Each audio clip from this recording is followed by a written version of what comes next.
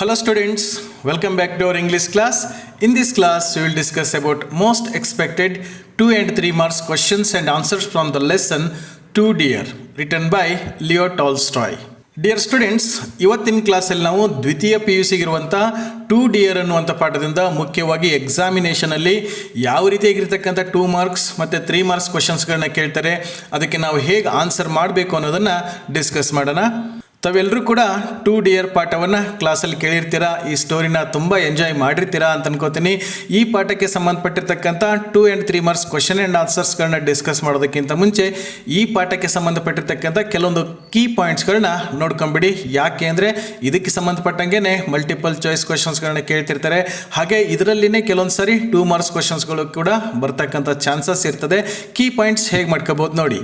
Monaco was a small kingdom located near the borders of France and Italy on the shore of Mediterranean Sea. ಪಾಠದ ಸ್ಟಾರ್ಟಿಂಗಲ್ಲೇ ಬರ್ತದೆ. ಈ ಮೊನ್ಯಾಕೋ ಅಂತಕ್ಕಂಥ ಪುಟ್ಟದಾಗಿರ್ತಕ್ಕಂಥ ಸಾಮ್ರಾಜ್ಯ ಎಲ್ಲಿತ್ತು? France ಮತ್ತು ಇಟಲಿಗಳ ಬಾರ್ಡರ್ಲ್ಲಿ ಬರ್ತಾ ಇತ್ತು. ಹಾಗೆ ಮೆಡಿಟರೇನಿಯನ್ ಸಮುದ್ರ ಏನಿದೆಯಲ್ಲ ಅದರ ತಟದಲ್ಲಿ ಬರ್ತಾ ಇತ್ತು.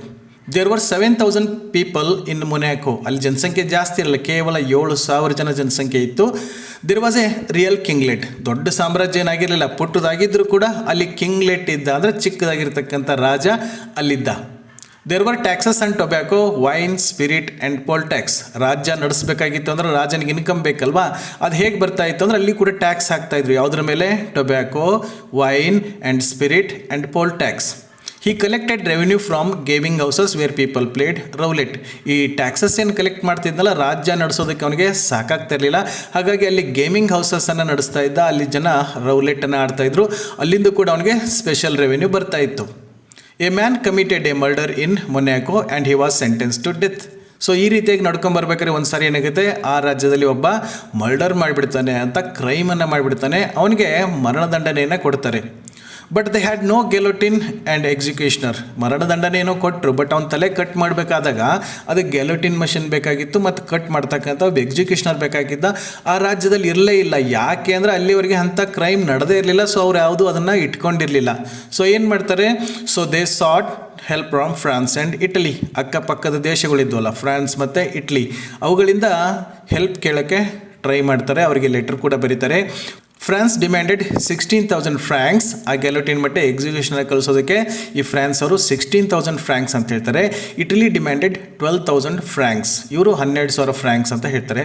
It was also too much, so the criminal was given life imprisonment. ಅವನಿಗೆ ಮರಣದಂಡನೆ ಕೊಡಬೇಕಾಗಿತ್ತು ಅಂತಂದರೆ ಗೆಲೋಟಿನ್ ಮಷಿನ್ ಬೇಕಾಗಿತ್ತು ಮತ್ತು ಎಕ್ಸಿಕ್ಯೂಷನರ್ ಬೇಕಾಗಿತ್ತು. ಬಟ್ ಅದಕ್ಕಾಗಿ ಇವರು 16,000 ಫ್ರ್ಯಾಂಕ್ಸ್ ಅಥವಾ 12,000 ಫ್ರ್ಯಾಂಕ್ಸನ್ನು ಖರ್ಚು ಮಾಡೋಕ್ಕೆ ಆಗಲ್ಲ ಅಂತ ಹೇಳ್ಬಿಟ್ಟು ಏನು ಮಾಡ್ತಾರೆ, ಆ ಮರಣದಂಡನೆ ಚೇಂಜ್ ಮಾಡಿಬಿಟ್ಟು ಜೀವಾವಧಿ ಶಿಕ್ಷೆಯನ್ನಾಗಿ ಚೇಂಜ್ ಮಾಡಿಬಿಡ್ತಾರೆ. A guard was appointed to watch the criminal and to fetch the food. ಒಂದು ಚಿಕ್ಕದಾಗಿರ್ತಕ್ಕಂಥ ಒಂದು ಬಿಲ್ಡಿಂಗಲ್ಲಿ ಜೈಲಾಗಿ ಮಾಡ್ತಾರೆ. ಅಲ್ಲಿ ಒಬ್ಬ ಗಾರ್ಡನ್ನು ನೇಮಿಸ್ತಾರೆ. ಆ ಗಾರ್ಡ್ ಕೆಲಸ ಏನಾಗಿತ್ತು ಅಂದರೆ ಈ ಕ್ರಿಮಿನಲ್ ನೋಡ್ಕೊಳ್ಳೋದು ಮತ್ತು ರಾಜನ ಅರಮನೆಯಿಂದ ಅವನಿಗೆ ಊಟ ತಂದು ಕೊಡ್ತಕ್ಕಂಥ ಕೆಲಸ ಮಾಡಬೇಕಾಗಿತ್ತು. The yearly cost was 600 francs. ಈ ರೀತಿಯಾಗಿ ಅವನು ಜೈಲಿನಲ್ಲಿ ಇಟ್ಕೊಂಡು ಅವ್ನಿಗೆ ಊಟ ಕೊಡೋದು, ಅವನಿಗೊಬ್ಬ ಗಾರ್ಡ್ನ ನೇಮಿಸಿದಾರಲ್ಲ, ಅವನ ಖರ್ಚೆಲ್ಲ ಸೇರಿಕೊಂಡು ಒಂದು ವರ್ಷಕ್ಕೆ 600 ಫ್ರ್ಯಾಂಕ್ಸ್ ಖರ್ಚು ಬಂತು. So the guard was dismissed. So ಇಷ್ಟು ಖರ್ಚು ಕೂಡ ಅವರಿಗೆ ನಿಗಿಸೋದಕ್ಕೆ ಆಗ್ತಾ ಇರಲಿಲ್ಲ. ಸೊ ಖರ್ಚು ಕಡಿಮೆ ಮಾಡ್ಕೋದಕ್ಕೆ ಏನು ಮಾಡ್ತಾರೆ, ಗಾರ್ಡ್ನ ಡಿಸ್ಮಿಸ್ ಮಾಡ್ತಾರೆ. Criminal did not try to escape as his character was ruined. ಅಲ್ಲಿ ಗಾರ್ಡ್ನ ಡಿಸ್ಮಿಸ್ ಮಾಡಿದರೂ ಕೂಡ ಕ್ರಿಮಿನಲ್ ಎಸ್ಕೇಪ್ ಆಗಿ ಹೋಗಲೇ ಇಲ್ಲ. ಯಾಕೆ ಅಂದರೆ ಅವನೊಬ್ಬ ಮರ್ಡರ್ ಅಂತ ಕ್ರಿಮಿನಲ್ ಅಂತಕ್ಕಂಥ ಹೆಸರು ಬಂದುಬಿಟ್ಟಿತ್ತಲ್ಲ, ಶಿಕ್ಷೆ ಕೊಟ್ಬಿಟ್ಟಿದ್ರಲ್ಲ, ಅದಕ್ಕೆ ನನ್ನ ಕ್ಯಾರೆಕ್ಟರ್ ಹಾಳಾಗಿಬಿಟ್ಟಿದೆ. ಜನ ಯಾರು ನನ್ನನ್ನು ಒಪ್ಕೊಳ್ಳೋದಿಲ್ಲ, ಯಾರು ಕೂಡ ಕೆಲಸ ಕೊಡೋದಿಲ್ಲ ಅಂತ ಹೇಳ್ಬಿಟ್ಟು ಅವನು ಏನು ಮಾಡ್ತಾನೆ, ಅಲ್ಲಿಂದ ಎಸ್ಕೇಪ್ ಆಗಿ ಹೋಗೋದಿಲ್ಲ. He was finally given yearly pension. So ಏನೇ ಕನ್ವಿನ್ಸ್ ಮಾಡಿದರೂ ಕೂಡ ಅವ್ನು ಹೋಗೋದಕ್ಕೆ ಇಷ್ಟಪಡಲ್ಲ. ಕೊನೆಗೆ ಅವನಿಗೆ ಇಂತಿಷ್ಟು ಅಂತ 600 ಫ್ರ್ಯಾಂಕ್ಸ್ ಪೆನ್ಷನ್ ಕೊಡ್ತೀವಿ, ನೀನು ಹೋಗಿಬಿಡು ಅಂತ ಅವ್ನು ಕನ್ವಿನ್ಸ್ ಮಾಡ್ತಾರೆ. He settle just across the border ಹತ್ರಕ್ಕೆ ಹೋಗ್ಬಿಟ್ಟು ಏನು ಮಾಡ್ತಾನೆ, started market gardening and lived comfortably. ಅಲ್ಲಿ ಹೋಗಿ ಮಾರ್ಕೆಟ್ ಗಾರ್ಡನಿಂಗ್ ಕೆಲಸ ಮಾಡಿಕೊಂಡು ಆರಾಮಾಗಿ ಬದುಕ್ತಾನೆ. ಇದೇ ಈ ಸ್ಟೋರಿನಲ್ಲಿ ಬರ್ತಕ್ಕಂಥದ್ದು. ಅಟ್ಲೀಸ್ಟ್ ಈ ಪಾಯಿಂಟ್ಸ್ಗಳು ತಮಗೆ ನೆನಪಿದ್ದು ಅಂತಂದರೆ ಎಕ್ಸಾಮಲ್ಲಿ ಯಾವುದೇ ಕ್ವಶನ್ ಕೇಳಿದಾಗ ತಾವು ಆನ್ಸರ್ ಮಾಡೋದಕ್ಕೆ ಈಸಿಯಾಗಿ ಪ್ರಯತ್ನ ಮಾಡ್ಬೋದು. ಇವಾಗ ಈ ಪಾಠದಿಂದ ಎಕ್ಸಾಮಿನೇಷನಲ್ಲಿ ಮುಖ್ಯವಾಗಿ ಯಾವ ರೀತಿಯಾಗಿರ್ತಕ್ಕಂಥ 2 ಮಾರ್ಕ್ಸ್ ಕ್ವಶನ್ಸ್ಗಳನ್ನ ಕೇಳ್ತಾರೆ, ಅದಕ್ಕೆ ಹೇಗೆ ಆನ್ಸರ್ ಬರೀಬೇಕು ಅನ್ನೋದನ್ನು ನೋಡ್ತಾ ಹೋಗೋಣ. ಅಲ್ಲಿ ಕ್ವಶನ್ ಕೊಟ್ಟಿರ್ತಾರೆ, answer any 3 of the following questions in 1 or 2 sentences each ಅಂತ ಕೊಟ್ಟಿರ್ತಾರೆ. 2 ಸೆಂಟೆನ್ಸಲ್ಲೂ ಆನ್ಸರ್ ಮಾಡ್ಬೋದು, 2 ಪ್ರೇಸಲ್ಲಿ ಮಾಡ್ಬೋದು, ಅಥವಾ 2 ವರ್ಡ್ಸಲ್ಲೂ ಕೂಡ ಮಾಡ್ಬೋದು. ಇದು 2 ಮಾರ್ಕ್ಸ್ ಕ್ವಶನ್ ಆಗಿರ್ತದೆ. ಕ್ವಶನ್ ಹೇಗೆ ಕೇಳ್ಬೋದು ನೋಡಿ. Where is the kingdom of Monaco located in 2 dear ಆ ಕಿಂಗ್ಡಮ್ ಆಫ್ ಮೊನ್ಯಾಕೋ ಎಲ್ಲಿತ್ತು ಅಂತ ಕೂಡ ಕೇಳಬಹುದು. ಸೊ ಅದಕ್ಕೆ ಆನ್ಸರ್ ಹೇಗೆ ಬರಿಬೋದು? ತುಂಬ easy. Near the borders of France and Italy on the shore of Mediterranean sea ಅಲ್ವಾ. ಫ್ರಾನ್ಸ್ ಮತ್ತು ಇಟ್ಲಿ ದೇಶದ ಬಾರ್ಡ್ರಲ್ಲಿ ಬರ್ತಾ ಇತ್ತು, ಹಾಗೆ ಮೆಡಿಟರೇನಿಯನ್ ಸಮುದ್ರದ ತಟದಲ್ಲಿ ಬರ್ತಾ ಇತ್ತು ಅಂತ ತಾವು ಈಸಿಯಾಗಿ ಬರೆದು ಬಿಡ್ಬೋದು. ಇನ್ನು ನೆಕ್ಸ್ಟ್ ಕ್ವಶನ್ ಹೇಗೆ ಕೇಳ್ಬೋದು ನೋಡಿ. Name the 2 countries that bordered Monaco. ಮೇಲ್ಗಡೆ ಕ್ವಶನ್ನಲ್ಲಿ ಆನ್ಸರ್ ಇದೆ, ಬಟ್ ಸ್ವಲ್ಪ ಡಿಫ್ರೆಂಟಾಗಿ ಕೇಳ್ಬೋದು. 2 ಕಂಟ್ರೀಸ್ ಬಾರ್ಡರ್ಲಿ ಈ ಮೊನ್ಯಾಕೋ ಬರ್ತದೆ, ಯಾವ ಕಂಟ್ರೀಸ್ ಅಂತ ಕೇಳ್ತಾ ಇದ್ದಾರೆ. ಇಲ್ಲಿ ತಾವು ಫ್ರಾನ್ಸ್ ಆ್ಯಂಡ್ ಇಟಲಿ ಅಂತ ಬರೆದ್ರೂ ಕೂಡ ತಮಗೆ ಮಾರ್ಕ್ಸ್ ಕೊಡ್ತಾರೆ. ಬಟ್ ಸೆಂಟೆನ್ಸಲ್ಲಿ ಹೇಗೆ ಬರಿಬೋದು? The kingdom of Monaco lies near the borders of France and Italy ಅಂತ ತಾವು ಬರಿಬೋದು. ಇನ್ನು ಮುಂದಿನ ಪ್ರಶ್ನೆ ಯಾವ ರೀತಿಯಾಗಿ ಕೇಳ್ಬೋದು ನೋಡಿ. How many inhabitants were there in Monaco and what would happen if all the land were divided among them. ಅಲ್ಲಿ ಜನಸಂಖ್ಯೆ ಎಷ್ಟಿತ್ತು, ಅಲ್ಲಿರ್ತಕ್ಕಂಥ ಜನಗಳಿಗೆ ಹಂಚಿದರೆ ಎಷ್ಟೆಷ್ಟು ಬರ್ತಾ ಇತ್ತು ಅಂತ ಕೇಳ್ತಾ ಇದ್ದಾರೆ. ಸೊ ಅದಕ್ಕೆ ಹೇಗೆ ಬರಿಬೋದು? ಮೊನ್ಯಾಕೋ ಹ್ಯಾಸ್ ಅಬೌಟ್ 7,000 ಇನ್ಹ್ಯಾಬಿಟೆಂಟ್ಸ್. ಇನ್ಹ್ಯಾಬಿಟೆಂಟ್ಸ್ ಅಂದರೆ ಅಲ್ಲಿ ವಾಸವಾಗಿರ್ತಕ್ಕಂಥ ಜನ, ಪಾಪ್ಯುಲೇಷನ್ ಅಂತ ಅಂದ್ಕೊಳ್ಳಿ. ಅಲ್ಲಿ 7,000 ಜನ ಮಾತ್ರ ಇದ್ದರು. If all the land were divided there would not be an acre for each inhabitant. ಅಲ್ಲಿ ಇರ್ತಕ್ಕಂಥ ಜಮೀನನ್ನು ಅಲ್ಲಿ ಪ್ರಜೆಗಳಿಗೆ ಹಂಚಿಬಿಟ್ರೆ ಒಬ್ಬೊಬ್ಬರಿಗೆ 1 ಎಕರ್ ಜಮೀನು ಕೂಡ ಬರ್ತಾ ಇರಲಿಲ್ಲ. ಅಷ್ಟು ಪುಟ್ಟದಾಗಿರ್ತಕ್ಕಂಥ ಸಾಮ್ರಾಜ್ಯ ಅದಾಗಿತ್ತು. ಇನ್ನು ಮುಂದಿನ ಪ್ರಶ್ನೆ ಯಾವ ರೀತಿ ಕೇಳ್ಬೋದು ನೋಡಿ. Mention any 2 things which make Monaco a toy kingdom. ಅದಕ್ಕೆ ಟಾಯ್ ಕಿಂಗ್ಡಮ್ ಅಂತಾರೆ, ಟೈನಿ ಕಿಂಗ್ಡಮ್ ಅಂತ ಕರೀತಾರೆ ಮೊನ್ಯಾಕೋಗೆ. ಯಾಕೆ ಕರೀತಾರೆ ಅಂತ ಇದು 3 ಮಾರ್ಕ್ಸ್ ಕೇಳ್ತಕ್ಕಂಥ ಪ್ರಶ್ನೆ. ಬಟ್ ಇಲ್ಲಿ ಯಾವುದಾದ್ರೂ 2 ಪಾಯಿಂಟ್ಸನ್ನು ಹೇಳಿ ಅಂತ ಹೇಳಿದ್ದಾರೆ. ತಾವು ಏನು ಬರಿಬೋದು ನೋಡಿ. Because it has very small population of about 7,000 people. ತುಂಬ ಜನಸಂಖ್ಯೆ ತುಂಬ ಕಡಿಮೆ ಇತ್ತು. ಆ್ಯಂಡ್ ವೆರಿ ಲಿಟಲ್ ಲ್ಯಾಂಡ್, ಅಲ್ಲಿರ್ತಕ್ಕಂಥ ಜಮೀನು ಕೂಡ ತುಂಬ ಕಡಿಮೆ ಆಗಿತ್ತು. ಅಥವಾ there was on army which had only 60 soldiers ಅಂತ ಕೂಡ ತಾವು ಬರಿಬೋದು. ಯಾವುದಾದ್ರೂ 2 ಪಾಯಿಂಟ್ ಬರೆದ್ರೆ ಸಾಕು, ಮಾರ್ಕ್ಸ್ ಸಿಗತ್ತೆ. ಇನ್ನು ಮುಂದಿನ ಪ್ರಶ್ನೆ ಯಾವ ರೀತಿಯಾಗಿದ್ದು ನೋಡಿ. What were the items are commodities on which taxes were imposed. ಯಾವ ವಸ್ತುಗಳ ಮೇಲೆ ಅಲ್ಲಿ ಟ್ಯಾಕ್ಸನ್ನು ಹಾಕಿದ್ರು ಅಂತ ಕೇಳ್ತಾ ಇದ್ದಾರೆ. 2 ಐಟಮ್ನ ಬರೆದ್ರೆ ಸಾಕು ಸಿಗುತ್ತೆ. ಅದಕ್ಕೆ ಆನ್ಸರ್ ಹೇಗೆ ಬರಿಬೋದು ನೋಡಿ. Tobacco, wine, spirit and poll tax, ಇವುಗಳ ಮೇಲೆ ಅಲ್ಲಿ ಟ್ಯಾಕ್ಸನ್ನು ಹಾಕಿದ್ರು. ಎಕ್ಸಾಮಲ್ಲಿ ಯಾವುದಾದ್ರೂ 2 ಪಾಯಿಂಟ್ಸನ್ನು ಕೂಡ ತಮಗೆ ಕೇಳ್ಬೋದು. ಇನ್ನು ಮುಂದಿನ ಪ್ರಶ್ನೆ ಹೇಗಿದೆ ನೋಡಿ. What was the source of king's special revenue. ಅಲ್ಲಿ ಟ್ಯಾಕ್ಸನ್ನು ಕಲೆಕ್ಟ್ ಮಾಡ್ತಾ ಇದ್ದ, ಬಟ್ ಒಂದು ಸ್ಪೆಷಲ್ ರೆವೆನ್ಯೂ ಇತ್ತು, ಒಂದರಿಂದ ಅವನಿಗೆ ವಿಶೇಷವಾಗಿರ್ತಕ್ಕಂಥ ರೆವೆನ್ಯೂ ಬರ್ತಾ ಇತ್ತು. ಹೂ ಆರ್ ಇಟ್ಸ್ ಬೆನಿಫಿಷರೀಸ್ ಅಂತ ಕೇಳಬಹುದು. ಸೊ ಅದಕ್ಕೆ ಆನ್ಸರ್ ಹೇಗೆ ಬರೀತೀರಾ. Gaming house was the source of king's special revenue. ಅವನಿಗೆ ಸ್ಪೆಷಲ್ ರೆವೆನ್ಯೂ ಎಲ್ಲಿಂದ ಬರ್ತಾ ಇತ್ತು? ಗೇಮಿಂಗ್ ಹೌಸಿಂದ ಬರ್ತಾ ಇತ್ತು. ಹಾಗಾದರೆ ಅದರಿಂದ ಮುಖ್ಯವಾಗಿ ಯಾರಿಗೆ ಲಾಭ ಆಗ್ತಾ ಇತ್ತು ಅಂತಂದರೆ the gaming house keeper and the king var it's beneficiaries. ಆ ಗೇಮಿಂಗ್ ಹೌಸಸ್ಸಿಂದ ಮುಖ್ಯವಾಗಿ ಯಾರಿಗೆ ಲಾಭ ಆಗ್ತಾ ಇತ್ತು ಅಂದರೆ ಆ ಗೇಮಿಂಗ್ ಹೌಸ್ ಕೀಪರ್, ಅದನ್ನು ನಡೆಸ್ತಾ ಇದ್ದಲ್ಲ ಅವನಿಗೆ, ಮತ್ತು ರಾಜನಿಗೆ ಅಂತ ತಾವು ಎಕ್ಸಾಮಲ್ಲಿ ಬರಿಬೋದು. ಮುಂದಿನ ಪ್ರಶ್ನೆ ಹೇಗಿದೆ ನೋಡಿ. Name any 2 reasons that made German sovereigns to forbid gaming houses. ಎಲ್ಲ ಕಡೆ ಅಲ್ಲಿ ಜರ್ಮನಲ್ಲಿ ಏನು ಮಾಡಿದ್ರು, ಗೇಮಿಂಗ್ ಹೌಸಸನ್ನು ನಿಷೇಧ ಮಾಡಿಬಿಟ್ಟಿದ್ರು. ಅದಕ್ಕೆ ಯಾವುದಾದ್ರೂ 2 ಕಾರಣ ಕೊಡಿ, ಯಾಕೆ ಅವ್ರು ನಿಷೇಧ ಮಾಡಿದ್ರು ಅಂತ ಕೇಳ್ತಾ ಇದ್ದಾರೆ. ಅದಕ್ಕೆ ಆನ್ಸರ್ ಹೇಗೆ ಬರೀತೀರಾ. ಯಾವುದಾದ್ರೂ 2 ರೀಸನ್ ಮಾತ್ರ ಹೇಳಬೇಕಿಲ್ಲಿ. Gaming houses did a great deal of harm to the people. ಜನರಿಗೆ ತುಂಬ ಅದು ಹಾನಿ ಮಾಡ್ತಾ ಇತ್ತು. ಹೇಗೆ ಹಾನಿ ಮಾಡ್ತಾ ಇತ್ತು ನೋಡಿ. ಮೆನಿ ಎ ಟೈಮ್ ಗ್ಯಾಮ್ಲರ್ಸ್, ಅಲ್ಲಿ ಜೂಜಾಡಕ್ಕೆ ಬರ್ತಾ ಇದ್ರಲ್ಲ, ಅವ್ರಿಗೆ ಏನಾಗ್ತಾ ಇತ್ತು, ಹೂ ಲಾಸ್ಟ್ ದೇರ್ ಮನಿ. ಯಾರೋ ಒಬ್ಬ ಗೆದ್ದು ಹೋಗ್ತಾ ಇದ್ದ, ಬಟ್ ಸುಮಾರು ಜನ ಅಲ್ಲಿ ದುಡ್ಡನ್ನು ಕಳ್ಕೊಳ್ತಾ ಇದ್ರು. And the money they did not own. ಅವ್ರಿಗೆ ಸಂಬಂಧ ಅಲ್ಲ, ಬೇರೆ ಕಡೆಯಿಂದ ಸಾಲಾಗಿಲ್ಲ ಎಲ್ಲ ಮಾಡ್ಕೊಂಬಂದು ಕೂಡ ಅಲ್ಲಿ ಏನು ಮಾಡ್ತಾರೆ, ಗೇಮಿಂಗ್ ಹೌಸಸ್ಸಲ್ಲಿ ದುಡ್ಡನ್ನ ಕಳ್ಕೊಳ್ತಾ ಇದ್ರು. ಆ್ಯಂಡ್ ದೆನ್ ಇನ್ ಡಿಸ್ಪೇರ್, ಹತಾಶರಾಗ್ಬಿಟ್ಟು ಏನು ಮಾಡ್ತಾ ಇದ್ರು, ದೆ ಡ್ರೌಂಡ್ ಆರ್ ಶಾಟ್ ದೆಮ್ಸೆಲ್ವ್ಸ್ ಅಲ್ವಾ. ಎಲ್ಲರೂ ಕೆರೆನೋ ಬಾವಿನೋ ಬಿದ್ದು ಸಾಯ್ತಾ ಇದ್ರು, ತಮಗೆ ತಾವೇ ಶೂಟ್ ಮಾಡ್ಕೊಂಡು ಸಾಯ್ತಾ ಇದ್ರು. ಅದಕ್ಕೆ ಜರ್ಮನ್ ಸಾವರಿನ್ಸ್ ಎಲ್ಲ ಏನು ಮಾಡಿದ್ರು, ಆ ಗೇಮಿಂಗ್ ಹೌಸಸನ್ನು ಬ್ಯಾನ್ ಮಾಡಿಬಿಟ್ಟಿದ್ರು. ಮುಂದಿನ ಪ್ರಶ್ನೆ ಹೇಗಿದೆ ನೋಡಿ. Meaning of the proverb you can't earn stone palace by honest labour. You can't earn stone palace by honest labour ಅಂತ ಒಂದು ಗಾದೆ ಮಾತಿದೆಯಲ್ಲ, ಅದರ ಅರ್ಥ ಏನು ಅಂತ ಕೇಳ್ತಾ ಇದ್ದೆ. ಈ ಪಾಠದಲ್ಲಿ ಬರ್ತದೆ ಇದು. ಅದರ ಅರ್ಥ ಏನು ನೋಡಿ.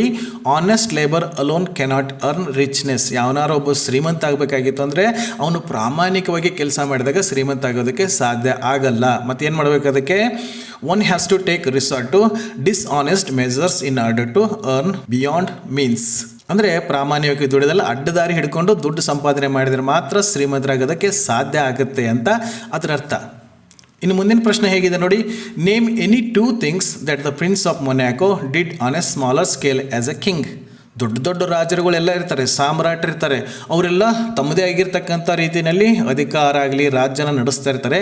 ಇದು ಪುಟ್ಟದಾಗಿರ್ತಕ್ಕಂಥ ರಾಜ ಆದರೂ ಕೂಡ ಈ ರಾಜನೂ ಕೂಡ ದೊಡ್ಡ ದೊಡ್ಡ ರಾಜರ ಥರನೇ ಅಧಿಕಾರ ನಡೆಸ್ತಾ ಇರ್ತಾನೆ. ಯಾವುದಾದ್ರೂ 2 ಎಕ್ಸಾಂಪಲ್ ಕೊಡಿ ಅಂತ ಕೇಳ್ತಾ ಇದ್ದಾರೆ. ಅದಕ್ಕೆ ಆನ್ಸರ್ ಏನು ಬರೀಬೋದು ನೋಡಿ. The prince of Monaco had his coronation ಅಂದರೆ ರಾಜ್ಯಾಭಿಷೇಕ, ಪಟ್ಟಾಭಿಷೇಕ ಅಂತ ಕರೀತಾರೆ. ದೊಡ್ಡ ದೊಡ್ಡ ರಾಜರುಗಳು ಮಾಡಿದಂಗೆ ಇವನು ಮಾಡ್ಕೋತಾ ಇದ್ದ. And his levees, he also gave rewards and award, sentences and pardons ಅಲ್ವಾ. ಅವಾರ್ಡ್ಗಳನ್ನೆಲ್ಲ ಕೊಡ್ತಾ ಇದ್ದ. ಹಾಗೆ ಸೆಂಟೆನ್ಸ್ ಅಂದರೆ ತಪ್ಪು ಮಾಡಿದವ್ರಿಗೆ ಶಿಕ್ಷೆ ಕೊಡ್ತಾ ಇದ್ದ. ಹಾಗೆ ಪಾರ್ಡನ್ಸ್ ಅಂತಂದರೆ ಕ್ಷಮೆ ಮಾಡ್ತಕ್ಕಂಥದ್ದು, ತಪ್ಪು ಮಾಡಿದವ್ರನ್ನ ಕ್ಷಮೆ ಕೂಡ ಮಾಡ್ತಾ ಇದ್ದ. He also held reviews, councils, law and courts of justice. ಬೇರೆ ರಾಜರ ಥರ ಇದ್ದಂಗೆ ಅವನಿಗೂ ಕೂಡ ಕೌನ್ಸಿಲರ್ಸ್ ಇದ್ದರು, ಅವನದೇ ಒಂದು ಕಾನೂನು ಇತ್ತು, ಕೋರ್ಟ್ ಇತ್ತು. ಸೊ ಈ ರೀತಿಯಾಗಿ ತಾವು ಯಾವುದಾದ್ರೂ 2 ಪಾಯಿಂಟ್ಸನ್ನು ಇಲ್ಲಿ ಬರೆದ್ರೆ ಸಾಕು, ಮಾರ್ಕ್ಸ್ ಸಿಗುತ್ತೆ. ಇನ್ನು ಮುಂದಿನ ಪ್ರಶ್ನೆ ಯಾವ ರೀತಿಯಾಗಿ ಕೇಳ್ಬೋದು ನೋಡಿ. What crime did the man in 2 Deer commit and what was his punishment? ಅಲ್ಲಿ ಒಬ್ಬ ಏನೋ ತಪ್ಪು ಮಾಡ್ತಾನೆ, ಅಪರಾಧ ಮಾಡ್ತಾನೆ, ಅವನೇನು ಅಪರಾಧ ಮಾಡ್ತಾನೆ ಮತ್ತು ಅದಕ್ಕೆ ಏನು ಶಿಕ್ಷೆ ಕೊಡ್ತಾರೆ ಅಂತ. ತುಂಬ ಈಸಿಯಾಗಿರ್ತಕ್ಕಂಥ ಪ್ರಶ್ನೆ, ತಾವು ಈಸಿಯಾಗಿ ಬರೆದ್ಬಿಡ್ಬೋದು. The man committed a murder. ಅಲ್ಲಿ ಏನಾಗುತ್ತೆ, ಅವನು ಮರ್ಡರ್ ಮಾಡಿಬಿಟ್ಟಿರ್ತಾನೆ. And the punishment was to have his head cut off. ಅವನಿಗೇನು ಪನಿಷ್ಮೆಂಟ್ ಕೊಡ್ತಾರೆ? To have his head cut off. ಈ ಥರ ಏನಾದರೂ ಬರೀರಿ, ಗೊತ್ತಾಗಲ್ಲ ಅಂದರೆ ಡೆತ್ ಸೆಂಟೆನ್ಸ್ ಅಂತ ಬರೆದ್ರೂ ಸಾಕು, ತಮಗೆ ಮಾರ್ಕ್ಸ್ ಸಿಗುತ್ತೆ. ಮುಂದಿನ 2 ಪ್ರಶ್ನೆಗಳನ್ನ ಸ್ವಲ್ಪ ಕೇರ್ಫುಲ್ಲಾಗಿ ನೋಡ್ಕೊಳ್ಳಿ, ಇಲ್ಲಿ ಕನ್ಫ್ಯೂಸ್ ಆಗ್ತಕ್ಕಂಥ ಚಾನ್ಸಸ್ ಇರ್ತದೆ. ನೆಕ್ಸ್ಟ್ ಕ್ವಶನ್ ಹೇಗಿದೆ ನೋಡಿ. Mention any 2 supporting staff officials of king of Monaco. ಅವನು ರಾಜ್ಯಭಾರ ನಡೆಸ್ಬೇಕಾದ್ರೆ ಅವನಿಗೆ ಸಪೋರ್ಟ್ ಮಾಡ್ತಕ್ಕಂಥ ಯಾರಾದರೂ 2 ಸ್ಟಾಫ್ಗಳ ಬಗ್ಗೆ ಹೇಳಿ ಅಂತ ಹೇಳಿದ್ದಾರೆ.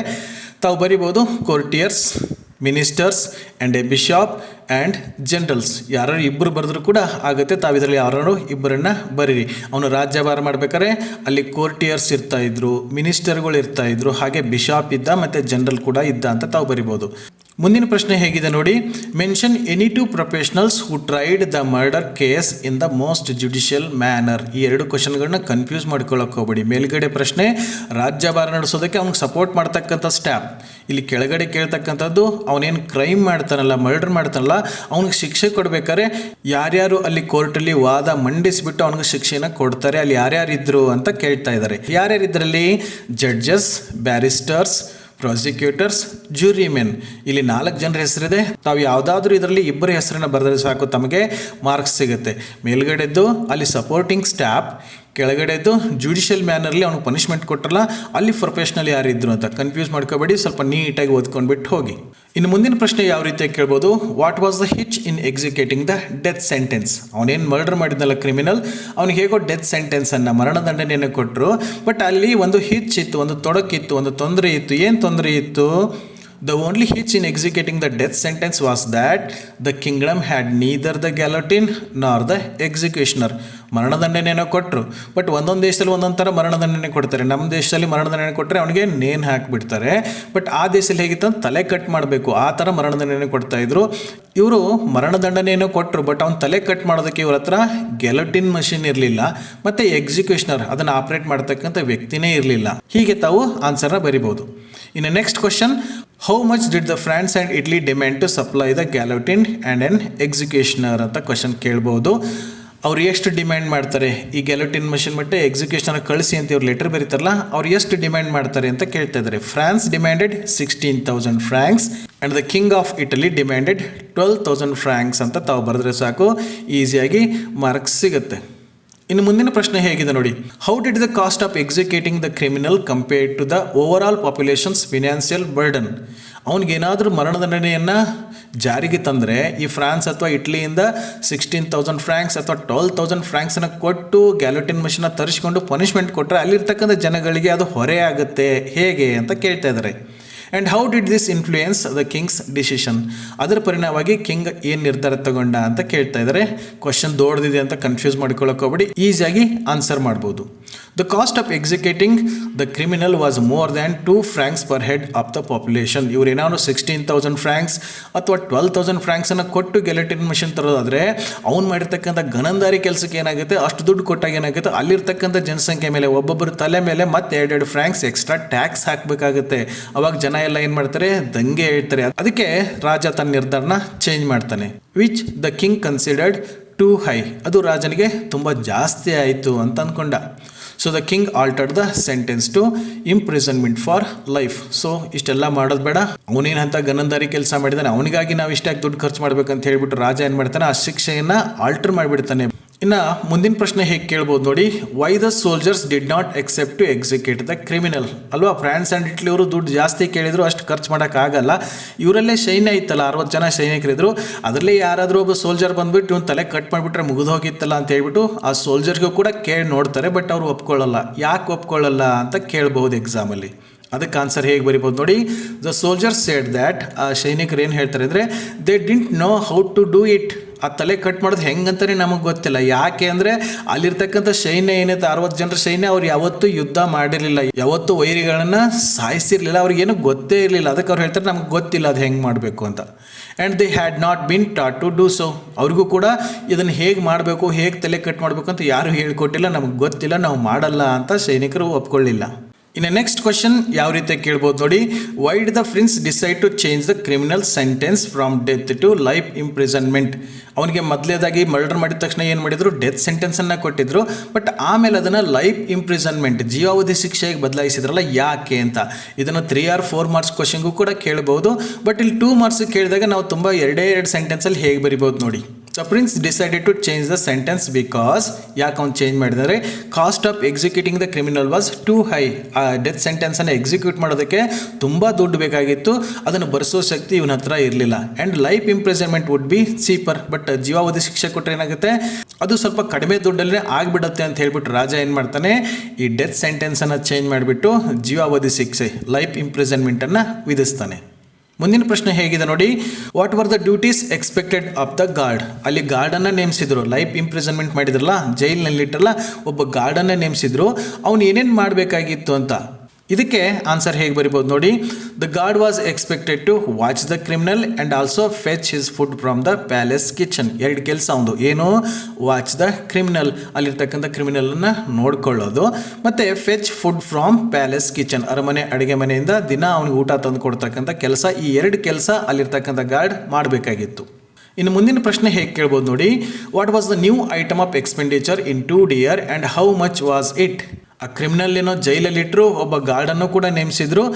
ಆ ರಾಜ್ಯ 1 ವರ್ಷ ಆದಮೇಲೆ ತನ್ನ ಖರ್ಚು ವೆಚ್ಚಗಳನ್ನೆಲ್ಲ ನೋಡ್ಬೇಕಂದ್ರೆ ಒಂದು ಹೊಸ ಐಟಮ್ ಎಕ್ಸ್ಟ್ರಾ ಖರ್ಚು ಬಂದಿತ್ತು. ಆ ಖರ್ಚು ಏನು ಮತ್ತು ಅದು ಎಷ್ಟಾಗಿತ್ತು ಅಂತ ಇಲ್ಲಿ ಕೇಳ್ತಾ ಇದ್ದಾರೆ. ತಾವು ಈಸಿಯಾಗಿ ಆನ್ಸರ್ ಮಾಡಿಬಿಡ್ಬೋದು. The new item of expenditure was for the keep of the criminal. ಆ ಕ್ರಿಮಿನಲ್ನ ಜೈಲಲ್ಲಿ ಇಟ್ಟು ಗಾರ್ಡ್ನ ನೇಮಿಸಿ ಅವನಿಗೆ ಸಂಬಳ ಕೊಟ್ಟು ಇವನಿಗೆ ಊಟ ಕೊಡಬೇಕಾಗಿತ್ತಲ್ಲ, ಇದ್ರ ಖರ್ಚಲ್ಲಿ ಹೊಸದಾಗಿ ಬಂದಿದ್ದು. And it was more than 600 francs A year. 1 ವರ್ಷಕ್ಕೆ 600 francsಗಿಂತ ಜಾಸ್ತಿ ಖರ್ಚು ಬಂದಿತ್ತು ಅಂತ ತಾವು ಬರಿಬೇಕು. ಮುಂದಿನ ಪ್ರಶ್ನೆ ಹೇಗಿದೆ ನೋಡಿ, why did the council decided to dismiss the guard. ಅಲ್ಲಿರ್ತಕ್ಕಂಥ ಕೌನ್ಸಿಲ್ ಮೆಂಬರ್ಸ್ ಎಲ್ಲ ಸೇರ್ಕೊಂಡು ಏನು ಮಾಡ್ತಾರೆ, ಆ ಕ್ರಿಮಿನಲ್ನ ಇಟ್ಟು ಜೈಲು ಮಾಡಿ ಅಲ್ಲಿ ಒಬ್ಬ ಗಾರ್ಡನ್ನು ಇಟ್ಟಿದ್ರೆ ಆ ಗಾರ್ಡನ್ನು ಡಿಸ್ಮಿಸ್ ಮಾಡ್ತಾರೆ. ಯಾಕೆ ಡಿಸ್ಮಿಸ್ ಮಾಡಿದ್ರು, ಕೆಲಸದಿಂದ ಯಾಕೆ ತೆಗೆದು ಹಾಕಿದ್ರು ಅಂತ ಕೂಡ ತಮಗೆ ಕೇಳ್ಬೋದು. ಹೇಗೆ ಬರೀತೀರಾ, at the end of 1 year of imprisonment of the murderer. ಆ ಕ್ರಿಮಿನಲ್ನ 1 ವರ್ಷ ಅಲ್ಲಿ ಜೈಲಿನಾಗ ಇಟ್ಟು ಗಾರ್ಡ್ನ ಇಟ್ಟಿದ್ದಕ್ಕೆ ಏನಾಗಿತ್ತು, the king found that they had to spend a lot on the guard appointed for him. ಆ ಗಾರ್ಡ್ಗೆ ಸಂಬಳ ಕೊಡಬೇಕಾಗಿತ್ತು ಅಲ್ವಾ, ಅದಕ್ಕಾಗಿ ತುಂಬ ದುಡ್ಡು ಖರ್ಚಾಗುತ್ತೆ, ಸ್ವಲ್ಪ ಖರ್ಚನ್ನ ಕಡಿಮೆ ಮಾಡ್ಕೋದಕ್ಕೆ ಏನು ಮಾಡ್ತಾರೆ, so they dismissed the guard. ಆ ಗಾರ್ಡನ್ನು ತೆಗೆದು ಬಿಡ್ತಾರೆ.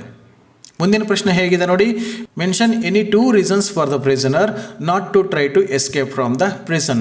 ಇದನ್ನು 3 ಮಾರ್ಕ್ಸು ಕೇಳ್ಬೋದು, 4 ಮಾರ್ಕ್ಸು ಕೇಳ್ಬೋದು. ಅಲ್ಲಿ ಗಾರ್ಡ್ನ ಡಿಸ್ಮಿಸ್ ಮಾಡಿದ ತಕ್ಷಣ ಅಲ್ಲಿರ್ತಕ್ಕಂಥ ಕ್ರಿಮಿನಲ್ ಓಡಿ ಹೋಗಲಿಲ್ಲ, ಅವನು ಕಾಯೋದಕ್ಕೆ ಯಾರೂ ಇರಲಿಲ್ಲ. ಅದಕ್ಕೆ ಅವನು ಕೆಲವೊಂದು ರೀಸನ್ಗಳನ್ನ ಕೊಡ್ತಾನೆ. ಅದರಲ್ಲಿ ಯಾವುದಾದ್ರೂ 2 ರೀಸನ್ ಕೊಡಿ ಅಂತ ಇಲ್ಲಿ ಕೇಳ್ತಾ ಇದ್ದಾರೆ. ಹೇಗೆ ಬರಿಬೋದು ನೋಡಿ, he said that his character was ruined and no one would accept him. ಇವನ ಕ್ರಿಮಿನಲ್ ಅಂತ ಹೇಳ್ಬಿಟ್ಟು ಜೈಲಲ್ಲಿ ಹಾಕಿ ಶಿಕ್ಷೆ ಕೊಟ್ಟಾದಮೇಲೆ ಅವನ ಕ್ಯಾರೆಕ್ಟರ್ ಹಾಳಾಗಿ ಹೋಗಿರುತ್ತೆ. ಜನ ಯಾರು ಅವನನ್ನು ಒಪ್ಕೊಳ್ಳೋದೇ ಇಲ್ಲ, ಯಾರು ಕೂಡ ಕೆಲಸ ಕೊಡಲ್ಲ. And he didn't know how to work any more. ಜೈಲಿನಲ್ಲಿ ಆರಾಮಾಗಿ ಕೂತ್ಕೊಂಡು 2-3 ಹೊತ್ತು ಊಟ ಬರ್ತಾಯಿತ್ತು, ಅರಮನೆಯಿಂದ ತಿಂದು ಕೂತ್ಕೊಂಡು ಬಿಟ್ಟಿದ್ದಾನೆ 1 ವರ್ಷ. ಇವಾಗ ಅವನಿಗೆ ಕೆಲಸ ಮಾಡ್ತಕ್ಕಂಥ ಅಭ್ಯಾಸನ ಹೋಗಿದೆ, ಕೆಲಸ ಮಾಡೋಕ್ಕಾಗಲ್ಲ ಅಂತ ಹೇಳ್ತಾನೆ. ಈ 2 ರೀಸನ್ ಅಥವಾ ಬೇರೆ ಯಾವುದಾದ್ರೂ 2 ರೀಸನ್ ಅನ್ನು ತಾವು ಬರಿಬಹುದು. ಇನ್ನು ಮುಂದಿನ ಪ್ರಶ್ನೆ ಹೇಗೆ ಕೇಳ್ಬೋದು ನೋಡಿ, how much pension was fix for the criminal and how much money was received in advance. ಅವನು ಕೊನೆಗೆ ಏನು ಮಾಡ್ತಾರೆ, ಇಲ್ಲಿರೋದೇ ಬೇಡ ಅಂತ ಹೇಳ್ಬಿಟ್ಟು ಪೆನ್ಷನನ್ನು ಕೊಟ್ಟು ಆ ಕ್ರಿಮಿನಲನ್ನು ಕಳಿಸ್ಬಿಡ್ತಾರಲ್ಲ, ಎಷ್ಟು ಪೆನ್ಷನ್ ಫಿಕ್ಸ್ ಆಗುತ್ತೆ ಮತ್ತು ಅಡ್ವಾನ್ಸ್ಡಾಗಿ ಅವನು ಎಷ್ಟು ಪೆನ್ಷನನ್ನು ತೊಗೊಂಡು ಹೋಗ್ತಾನೆ ಅಂತ ಇಲ್ಲಿ ಕೇಳ್ತಾ ಇದ್ದಾರೆ. ತಾವು ಈಸಿಯಾಗಿ ಬರೀತೀರಾ, 600 francs was fixed as pension for the criminal. 600 francs ಕೊಡೋಣ ಅಂತ ಹೇಳ್ಬಿಟ್ಟು ಪೆನ್ಷನ್ ಫಿಕ್ಸ್ ಮಾಡ್ತಾರೆ. He received 1/3 of his annuity in advance. 3ರಲ್ಲಿ 1 ಭಾಗನ ಅವನು ಅಡ್ವಾನ್ಸ್ ಆಗಿ ತೊಗೊಂಡು ಅಲ್ಲಿಂದ ಹೊರಟೋಗ್ತಾನೆ. ಇನ್ನು ನೆಕ್ಸ್ಟ್ ಕ್ವಶನ್ ಹೇಗೆ ಕೇಳ್ಬೋದು, what did the criminal do after receiving his annuity in advance. ಆ ಕ್ರಿಮಿನಲ್ಗೆ ಏನು ಪೆನ್ಷನನ್ನು ಫಿಕ್ಸ್ ಮಾಡ್ತಾರೆ, ಅದರೊಳಗೆ ಅವನು 1/3 ಆಫ್ ಆ್ಯನ್ಯುಟಿನ ಅಡ್ವಾನ್ಸ್ಡಾಗಿ ತೊಗೋತಾನಲ್ಲ, ತೊಗೊಂಡು ಹೋದ್ಮೇಲೆ ಏನು ಮಾಡಿದ ಅವನು, ಏನು ಮಾಡ್ತಾನೆ ಅಂತ ಇಲ್ಲಿ ಪ್ರಶ್ನೆ ಕೇಳ್ತಾ ಇದ್ದಾರೆ. ಹೇಗೆ ಬರಿಬೋದು ನೋಡಿ, he eventually settle just across the border. ಕೊನೆಯದಾಗಿ ಅವನು ಏನು ಮಾಡ್ತಾನೆ, ಅಲ್ಲೇ ಬಾರ್ಡರ್ ಹೋಗ್ಬಿಟ್ಟು ಸೆಟ್ಲ್ ಆಗ್ತಾನೆ. Started market gardening and lived comfortably. ಅಲ್ಲಿ ಹೋಗಿ ಸ್ವಲ್ಪ ಜಾಗನ ತಗೊಂಡು ಮಾರ್ಕೆಟ್ ಗಾರ್ಡನಿಂಗ್ ಬಿಸ್ನೆಸ್ಸನ್ನು ಸ್ಟಾರ್ಟ್ ಮಾಡ್ತಾನೆ. ಅದರಿಂದ ಬರ್ತಕ್ಕಂಥ ದುಡ್ಡಲ್ಲಿ ಅವನು ಏನು ಮಾಡ್ತಾನೆ, ನೆಮ್ಮದಿಯಾಗಿ ಬದುಕೋದಕ್ಕೆ ಸ್ಟಾರ್ಟ್ ಮಾಡ್ತಾನೆ ಅಂತ ತಾವು ಬರಿಬೇಕು. ಇವು ಈ ಪಾಠದಿಂದ ಮುಖ್ಯವಾಗಿ ಕೇಳಬಹುದಾಗಿರ್ತಕ್ಕಂಥ 2 ಮಾರ್ಕ್ಸ್ ಕ್ವಶನ್ಸ್ಗಳಾಗಿರ್ತವೆ.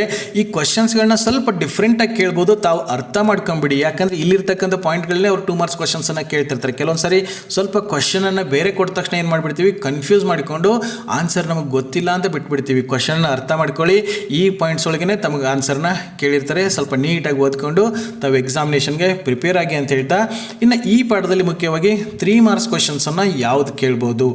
ಈ 3 ಮಾರ್ಕ್ಸ್ ಕ್ವಶನ್ಸ್ ಮತ್ತು 4 ಮಾರ್ಕ್ಸ್ ಕ್ವಶನ್ ಹೆಚ್ಚು ಕಡಿಮೆ ಸೇಮ್ ಇರ್ತವೆ. ಬಟ್ 3 ಮಾರ್ಕ್ಸ್ಗೆ 60 ವರ್ಡ್ಸಲ್ಲಿ ಬರೆಯೋದಿರ್ತದೆ, 4 ಮಾರ್ಕ್ಸ್ಗೆ 100 ವರ್ಡ್ಸಲ್ಲಿ ಬರೆಯೋದಿರ್ತದೆ. ಇಲ್ಲಿರ್ತಕ್ಕಂಥ ಆನ್ಸರ್ ನಾನು 3 ಮಾರ್ಕ್ಸ್ ಕೊಟ್ಟಿದ್ದೀನಿ. ಸಮ್ಟೈಮ್ಸ್ ಇದೇ ಕ್ವಶನ್ಗಳನ್ನ 4 ಮಾರ್ಕ್ಸ್ಗೂ ಕೂಡ ಕೊಡ್ಬೋದು.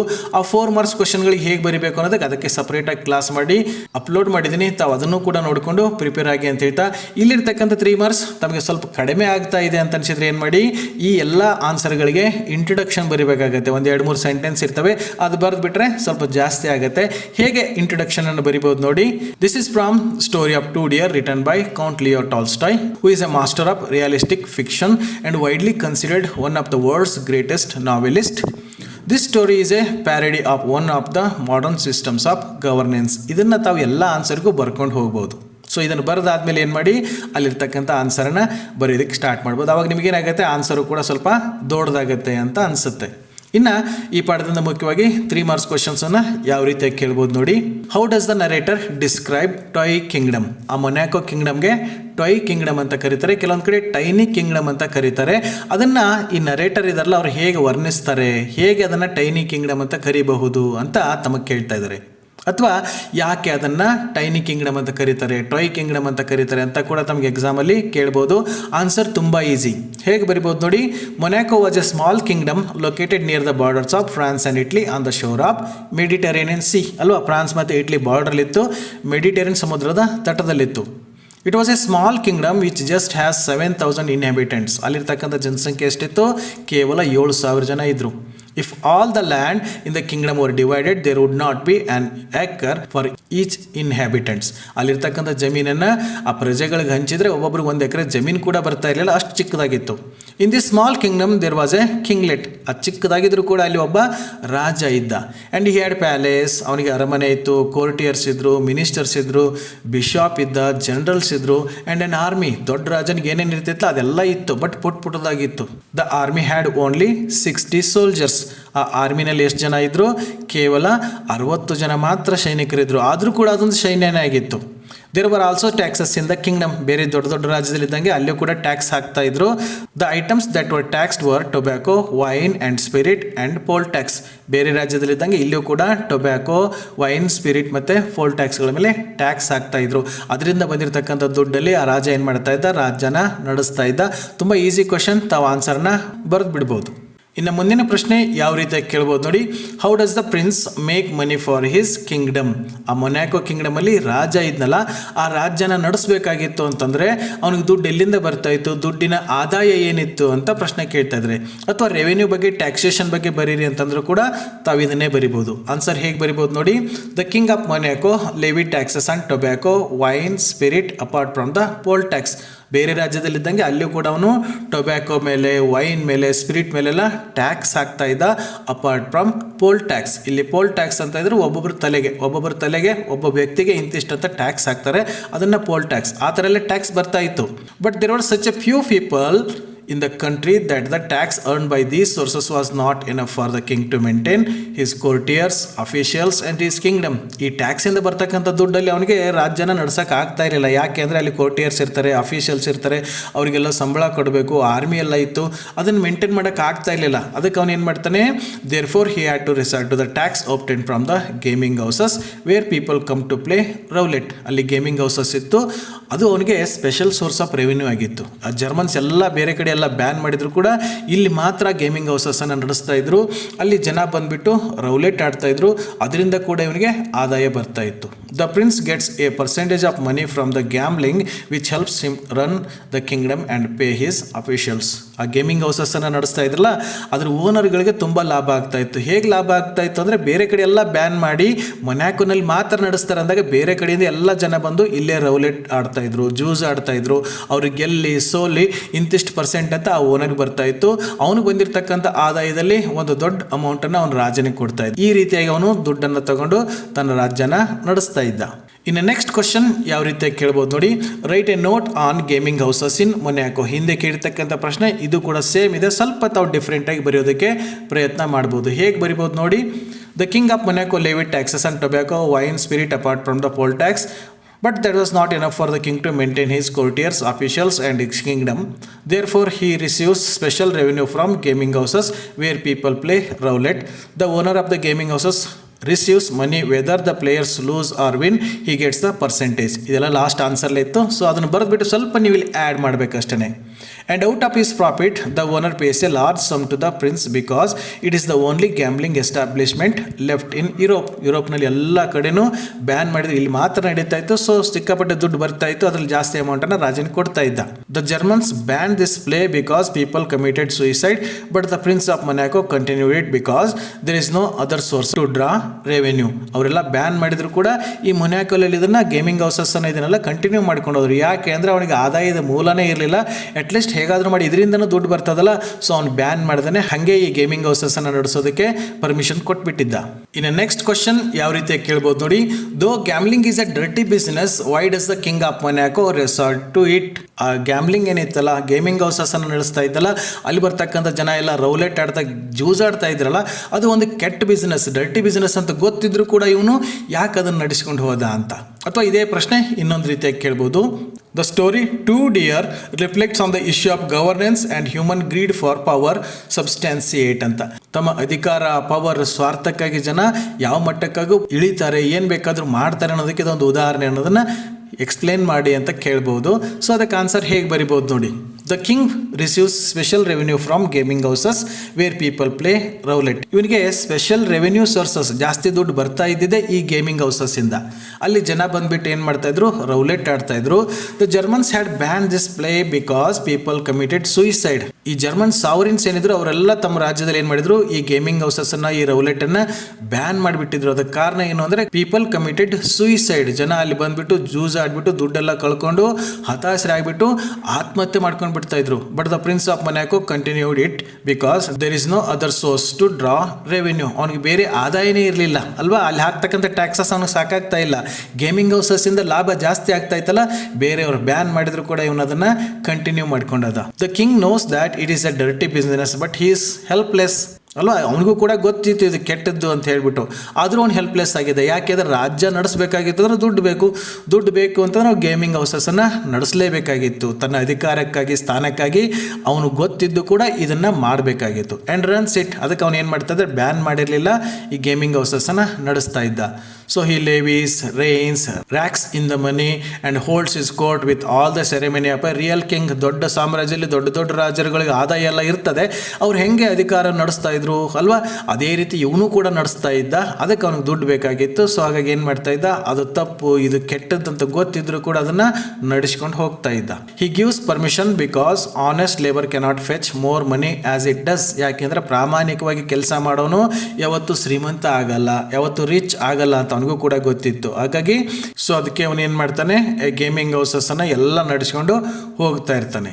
ಈ ಪಾಠದಲ್ಲಿ ಒಂದು ಪ್ರಾವರ್ಬನ್ನು ಕೂಡ ಕೊಡ್ತಾರೆ. You can't earn stone palace by honest labour ಅಲ್ವಾ. ಪ್ರಾಮಾಣಿಕವಾಗಿ ಕೆಲಸ ಮಾಡಿಬಿಟ್ಟು ನೀನು ಕಲ್ಲಿನ ಅರಮನೆಯನ್ನು ಕಟ್ಟಕ್ಕಾಗಲ್ಲ ಅಂತ. ಯಾರು ಪ್ರಾಮಾಣಿಕವಾಗಿ ಕೆಲಸ ಮಾಡ್ತಾರೋ ಅವರು ಬಡವರಾಗೆ ಉಳಿತಾರೆ ಅಂತ. ಸೊ ಇವನು ಬಡವನಾಗಿ ಉಳಿಯೋಕೆ ಇಷ್ಟ ಇಲ್ಲ, ಸಾಮಾನ್ಯ ಮನುಷ್ಯರ ಥರ ಬದುಕೋಕೆ ಇಷ್ಟ ಇಲ್ಲ. ಇವನು ರಾಜ ಅಲ್ವಾ, ದೊಡ್ಡ ರಾಜ ಮಹಾರಾಜರ ಥರನೇ ತನ್ನ ಜೀವನ ನಡೆಸ್ತಾ ಇದ್ದ, ಅರಮನೆಯನ್ನು ಮೇಂಟೈನ್ ಮಾಡ್ತಾ ಇದ್ದ. ಅದಕ್ಕೆ ದುಡ್ಡು ಬೇಕಾಗಿತ್ತು. ಸೊ ಇದು ಡರ್ಟಿ ಬಿಸ್ನೆಸ್ ಅಂತ ಗೊತ್ತಿದ್ದು, ಇದು ಕೆಟ್ಟದ್ದು, ಜನರ ಜೀವನಕ್ಕೆ ಹಾನಿ ಆಗತ್ತೆ ಅಂತ ಗೊತ್ತಿದ್ರು ಕೂಡ ಇದನ್ನೆಲ್ಲ ರಾಜ ನಡೆಸ್ಕೊಂಡು ಹೋಗ್ತಾನೆ ಇದ್ದ. ಇನ್ನು ನೆಕ್ಸ್ಟ್ ಕ್ವಶನ್ ಯಾವ ರೀತಿಯಾಗಿ ಕೇಳ್ಬೋದು ನೋಡಿ. Describe the attempts made by the minister to solve the problem of cutting off the criminal's head. ಆ ಮರ್ಡರ್ ಮಾಡಿರ್ತಾನೆ ಕ್ರಿಮಿನಲ್ಗೆ, ಅವನಿಗೆ ಶಿಕ್ಷೆಯನ್ನು ಕೊಡ್ತಾರೆ, ಡೆತ್ ಸೆಂಟೆನ್ಸ್, ಬಟ್ ಅದನ್ನು ಎಕ್ಸಿಕ್ಯೂಟ್ ಮಾಡೋಕ್ಕಾಗಲ್ಲ. ಹಾಗಾಗಿ ಮತ್ತೆ ಬೇರೆ ಏನೇನು ಪ್ರಯತ್ನ ಮಾಡ್ತಾರೆ ಅಂತ ಇಲ್ಲಿ ಪ್ರಶ್ನೆ ಕೇಳ್ತಾ ಇದ್ದಾರೆ. ಅಥವಾ ಇದೇ ಪ್ರಶ್ನೆ ಬೇರೆ ಬೇರೆ ರೀತಿಯಾಗಿ ಕೇಳ್ಬೋದು ನೋಡಿ. Why did the authorities fail to carry out the death sentence? ಅಲ್ಲಿರ್ತಕ್ಕಂಥ ಕೌನ್ಸಿಲ್ ಇರ್ಬೋದು, ಕಿಂಗ್ ಇರ್ಬೋದು, ಅವರಿಗೆಲ್ಲರಿಗೂ ಈ ಡೆತ್ ಸೆಂಟೆನ್ಸನ್ನು ಎಕ್ಸಿಕ್ಯೂಟ್ ಮಾಡೋಕ್ಕೆ ಆಗಲಿಲ್ಲ, ಯಾಕೆ ಅಂತ ಕೇಳ್ಬೋದು. Why did the king of Monaco keep changing his mind in dealing with the criminals? ಒಂದೇ ರೀತಿಯಾಗಿರ್ತಕ್ಕಂಥ ಶಿಕ್ಷಣ ಕೊಟ್ಟು ಪನಿಷ್ಮೆಂಟ್ನ ಕೊಡೋಕ್ಕಾಗಲಿಲ್ಲ, ಚೇಂಜ್ ಮಾಡ್ತಾ ಹೋಗ್ತಾನಲ್ಲ ರಾಜ, ಯಾಕೆ ಅಂತ ಕೇಳ್ತಾ ಇದ್ದಾರೆ. ಅಥವಾ why did the king of Monaco alter the death sentence into life imprisonment? ಆ ರಾಜ ಡೆತ್ ಸೆಂಟೆನ್ಸನ್ನು ಚೇಂಜ್ ಮಾಡಿಬಿಟ್ಟು ಜೀವಾವಧಿ ಶಿಕ್ಷೆನಾಗಿ ಯಾಕೆ ಆಲ್ಟರ್ ಮಾಡ್ತಾನೆ ಅಂತ ಕೇಳ್ಬೋದು. What was the problem with executing the criminal? ಅವನಿಗೆ ಡೆತ್ ಸೆಂಟೆನ್ಸನ್ನು ಕೊಟ್ಟು ಎಕ್ಸಿಕ್ಯೂಟ್ ಮಾಡೋದ್ರಲ್ಲಿ ಏನು ಸಮಸ್ಯೆ ಇತ್ತು, and how did the prince try to solve it? ರಾಜ ಅದನ್ನು ಪರಿಹರಿಸೋದಕ್ಕೆ ಹೇಗೆ ಪ್ರಯತ್ನ ಮಾಡ್ತಾನೆ ಅಂತ ಕೇಳ್ತಾರೆ. ಇದನ್ನು 4 ಮಾರ್ಕ್ಸ್ಗೂ ಕೇಳ್ಬೋದು, 3 ಮಾರ್ಕ್ಸ್ಗೂ ಕೇಳ್ಬೋದು. ಈ ಎಲ್ಲ ಪ್ರಶ್ನೆಗಳಿಗೆ ಆನ್ಸರ್ ಒಂದೇ ಇರ್ತದೆ. ಅದಕ್ಕೆ ಹೇಗೆ ಬರಿಬೋದು ನೋಡಿ. The kingdom of Monaco had never encountered a crime like murder in its domain. ಆ ಮೊನಾಕೋ ಕಿಂಗ್ಡಮಲ್ಲಿ ಅಲ್ಲಿವರೆಗೆ ಯಾರೂ ಅಷ್ಟು ದೊಡ್ಡ ಕ್ರೈಮ್ ಮಾಡಿರಲಿಲ್ಲ. ಏನು ಚಿಕ್ಕ ಪುಟ್ಟ ಕಳ್ಳತನ ಮಾಡ್ತಾ ಇದ್ರೂ, ಬಟ್ ಮರ್ಡರ್ ಮಾಡ್ತಕ್ಕಂಥ ಕ್ರೈಮಲ್ಲಿ ನಡೆದೇ ಇರಲಿಲ್ಲ. The judges sentence the murderer to be headed, ಅಂದರೆ ಅವನ ತಲೆ ಕಟ್ ಮಾಡೋದು, ಡೆತ್ ಸೆಂಟೆನ್ಸನ್ನು ಅವನಿಗೆ ವಿಧಿಸ್ತಾರೆ.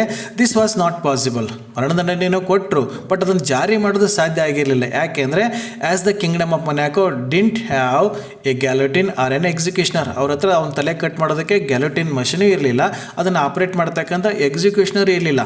ಸೊ ಅವ್ರು ಏನು ಮಾಡ್ತಾರೆ, they requested France to supply them a guillotine, a machine to cut the heads of.